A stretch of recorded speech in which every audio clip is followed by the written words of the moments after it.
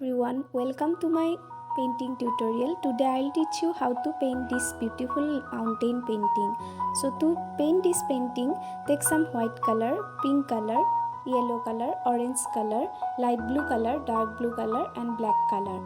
First you apply with white, yellow, orange and pink and light blue color in the sky. If it doesn't mix well, mix it properly with white color. Then step by step take some orange color and light blue color and apply it in the first step.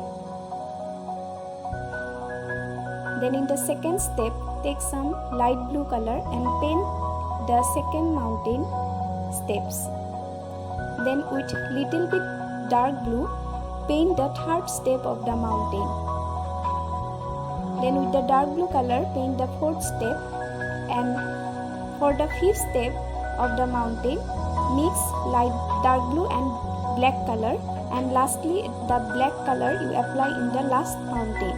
So this is a beautiful painting you can try in the canvas.